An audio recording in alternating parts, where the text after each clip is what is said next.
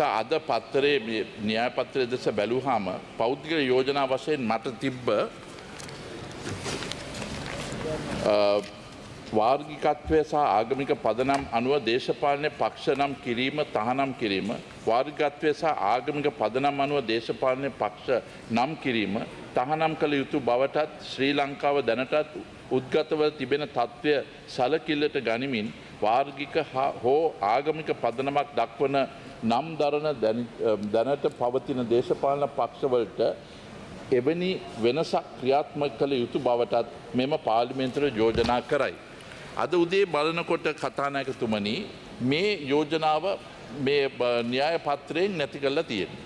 ඒ සම්බන්ධයෙන් මට මාස් අවුරුදු ගණනාවක් මම 2015 පාර්ලිමේන්තුවේ දාලා තියෙනවා කනගාටුයි 2010 පාර්ලිමේන්තුවේත් 2015 පාර්ලිමේන්තුවේත් මේ පාර්ලිමේන්තුවේ නොවැම්බර් මාසයේ සිට ඉදිරිපත් කළ තියෙන මේ පෞද්ගලික යෝජනාව අද පාර්ලිමේන්තුවේ න්‍යාය පත්‍රයෙන් නැති කළ තියෙන්නේ කොයි පදනමින්ද කියන මම ඔබතුමාගේ අපේ වරප්‍රසාද ආරක්ෂා කරන කතානායකතුමාගෙන් මම අහනවා.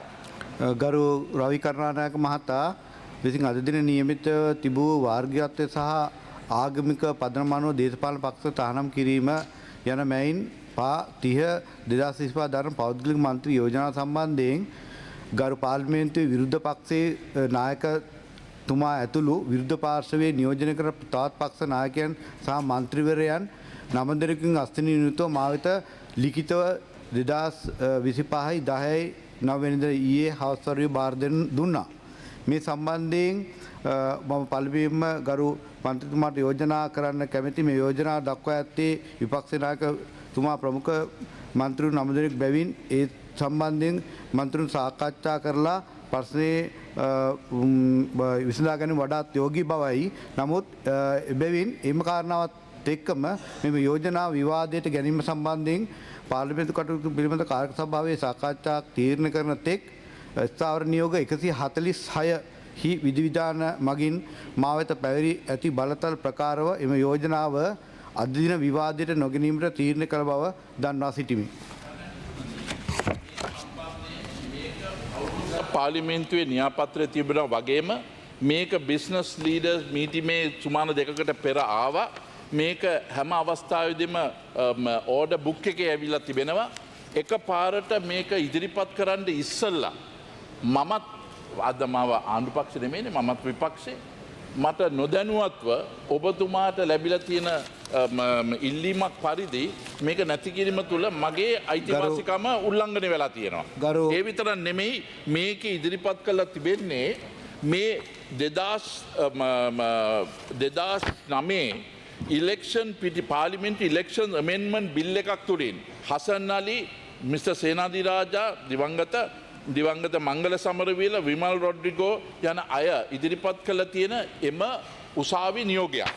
May I cite that particular thing?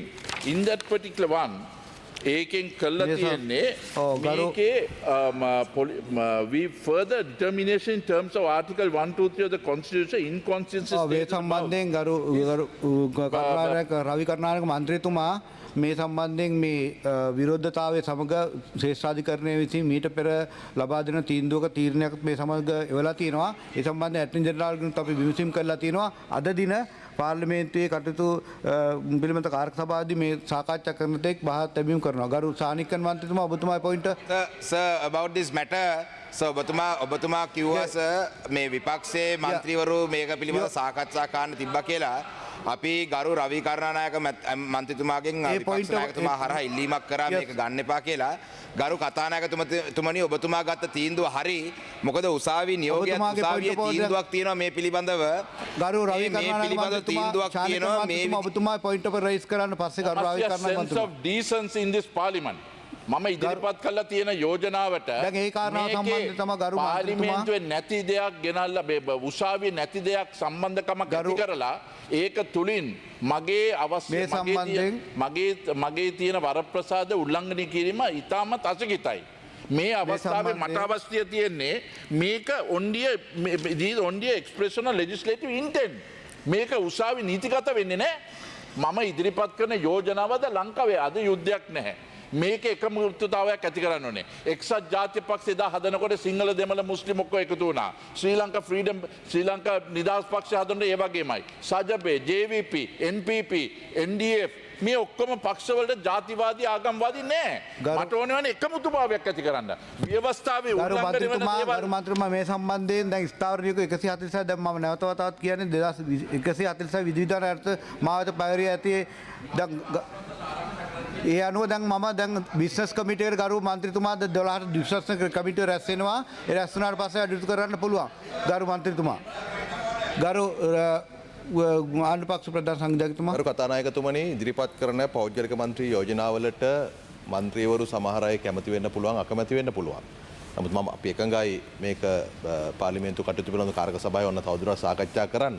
මේ යෝජනා පිළිබඳව කලින් සාකච්ඡා කරලා දැනුවත්භාවයක් සහිතව තමයි න්‍යාය පුස්තක ඇතුළත් කළා තියෙන්නේ. කෙසේ නමුත් මම සභාවේ මන්ත්‍රීවරුන් දැන ගැනීම සඳහා මම කැමති අහන්නට දැන් මේකට විරුද්ධකම තිබෙන්නේ පක්ෂ හැටියටද විරුද්ධ යෝජනා ඉදිරිපත් කළා තියෙන නැත්නම් නම් හැටියට ඉදිරිපත් කළා තියෙන කියලා ඔබතුමා සම්පූර්ණ නාම ලේඛනය කියවුවා නම් දැනගන්න පුළුවන් මොකද්ද මේ වෙලා තිබෙන කාරණේ කියලා. මේ සම්බන්ධයෙන් ගරු විපක්ෂ නායක සජිත් ප්‍රේමදාස මැතිතුමා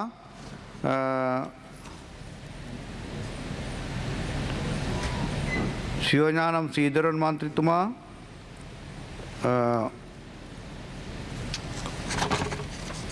රවුෆ් හකීම් මන්ත්‍රීතුමා ගරු මනේ ගණේෂන් මන්ත්‍රීතුමා ගරු පොන්නම්බරම් ඩීජී පොන්නම්බරම් මන්ත්‍රීතුමා ශානක්‍යන් මන්ත්‍රීතුමා ජීවන් තොණ්ඩමන් මන්ත්‍රීතුමා අඩෙක්කලනාදන් මන්ත්‍රීතුමා මේ අය මං හිතන්නේ තව ඉන්නවද